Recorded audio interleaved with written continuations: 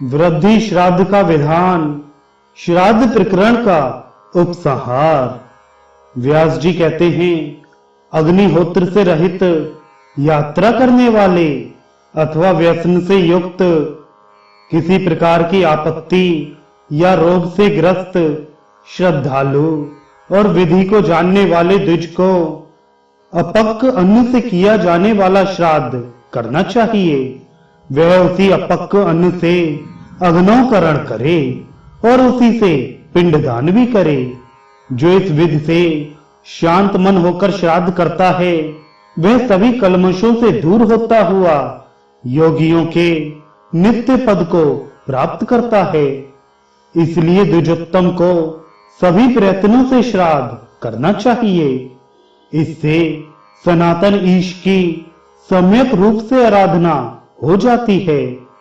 सर्वथा निर्धन द्विज को मूल अथवा फलों से श्राद्ध करना चाहिए, अथवा स्नान कर समाहित होकर तिल और जल द्वारा पितरों का तर्पण करना चाहिए। जिसके पिता जीवित हो उसे श्राद्ध नहीं करना चाहिए, अथवा उसके लिए होम पर्यंत श्राद्ध करने का विधान है। कुछ लोगों का कहना है कि पिता जिन्हें पिंडदान करते हों उन्हें ही वह पिंडदान करे। पिता, पितामह तथा फिर पितामह में से जिसकी मृत्यु हुई हो उसी के निमित्त श्राद्धकर्ता को पिंडदान करना चाहिए, ना कि अन्य किसी जीवित व्यक्ति के निमित्त। अथवा जीवित पुरुष को उसकी अभिरुचि के अनुसार भक्ति पूर्वक भोजन कराए। श्रुति में कहा गया है कि पिता आदि के जीवित होने पर अतिक्रमण कर पिंडदान नहीं करना चाहिए।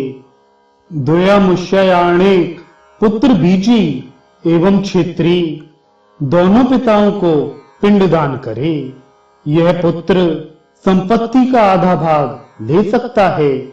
जो पुत्र नियोग विधि से उत्पन्न नहीं है, मूल्य देकर गृहित है, वह बीजी अर्थात जिस पुरुष के बीज से उत्पन्न हुआ है वह बीजी है को पिंडदान करेगा।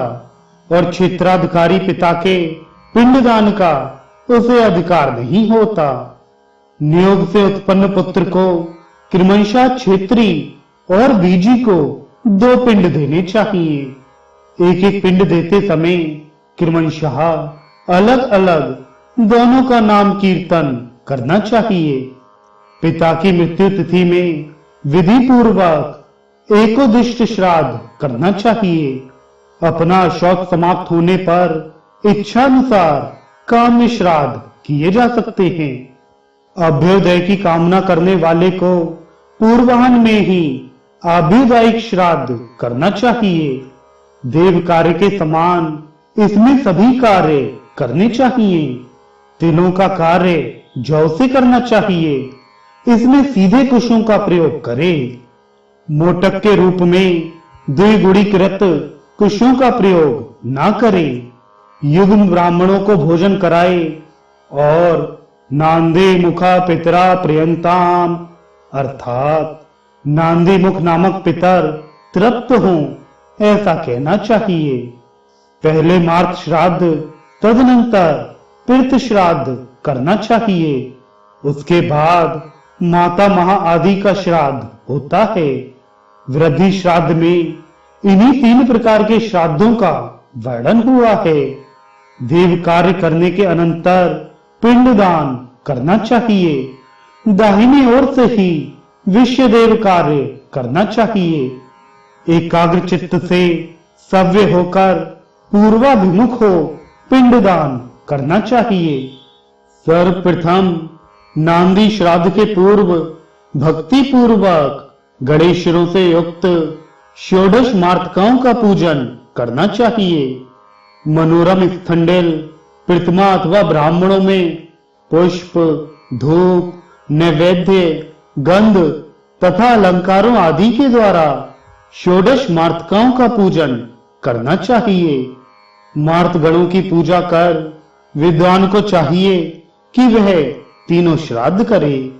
मार्त पूजन किए बिना जो श्राद्ध करता है षोडश मार्तकाएं क्रुद्ध होकर उससे अप्रसन्न हो जाती हैं।